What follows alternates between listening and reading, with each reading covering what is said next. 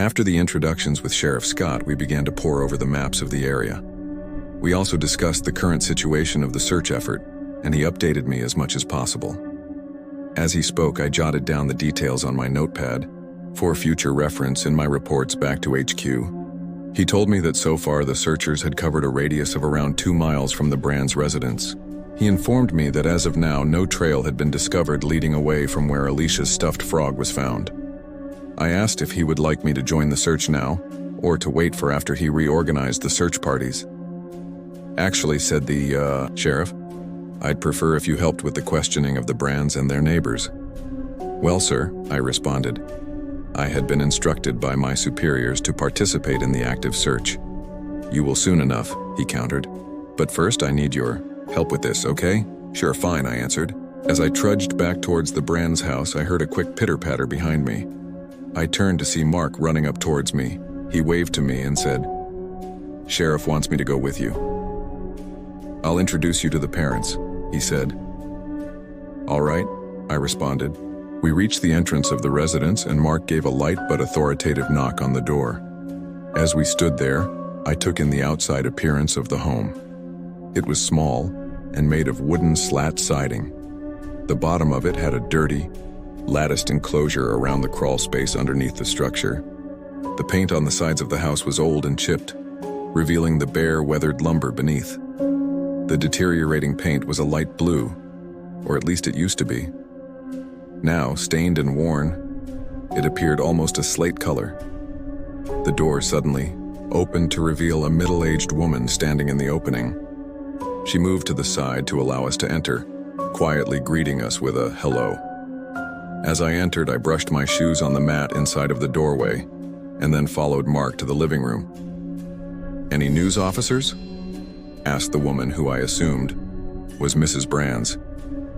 Nothing yet, replied Mark. However, I wanted to introduce you to Patrolman Blackwell, Mark continued. He has a few questions for you and your husband. Oh, well, hello, Mr. Blackwell, said Mrs. Brands. Hello, I responded, and please, Sampson is fine. I suppose under better circumstances I would say nice to meet you, Mrs. Brands replied. What questions do you have? Well, just some general ones regarding your actions following your daughter's disappearance, I said. Although I wonder where your husband is, I continued. I was hoping to speak with him as well. He's out searching for Alice, she answered. He probably won't be back for some time. All right then, I suppose I'll start with you then, I said. After several tense minutes of questioning, I had gathered all the information that I had needed for the time being. After some quick, tense farewells, Mark and I left the Brands' residence. As the two of us ambled towards a neighboring house, I pondered the unfolding situation. It definitely wasn't anything that I was accustomed to. However, I was beginning to become earnestly interested in.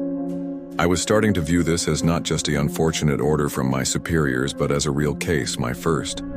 I was sombered by the emotion displayed by the missing girl's mother. Finally, we reached the neighbor's abode. The house appeared in better shape than the Brands'. However, it still looked like relatively old construction. As we reached the front door, it slowly opened before us. Hello, a manly voice greeted us. Come on in. I saw you coming over through the window, the man said. As we entered, I began to make out the speaker. He was an older man, probably late 60s. He was taller than Mark, but shorter than me. His long, gray, straight hair reached his shoulders, and his skin was a surprisingly tanned brown. His tan was particularly unusual for a person from around here, as it seemed as though this town never saw the sun, at least based on the other individuals' skin tones. I'm Officer Blackwell, I said, but feel free to call me Sampson. Sure, he replied. Are you here about Alicia? Yes, I just wanted to ask you a few questions. Go ahead, he said, but first, where are my manners? My name is Bob Mathers. All right, Mr. Mathers, let's begin. We talked for about 15 minutes before his wife arrived home. She had been out shopping in town. When she came inside the kitchen, I immediately recognized her. She was the woman who had given me directions to the sheriff's station. Mark and I greeted her. She also recognized me from earlier and told her husband about our previous encounter. Then I asked that she join our conversation and proceeded to question her on the events of the previous day. After a total of just a little over half an hour, I had finished questioning both Mr. and Mrs. Mathers. Mark and I said our goodbyes, and then left the house. Over the next 2 hours, we covered the 10 homes in the remote neighborhood. I learned that most of the neighbors evidently knew the young Alicia, but most hadn't known of her disappearance until Mrs. Brands had arrived on their doorstep yesterday evening. I also learned that a certain Mrs. Rifton had been the individual that had reported seeing Alicia wander into the forest. She lived one house down and across the street from the Brands. She was as helpful as she could be, which, as with most of the neighbors, was fairly useless.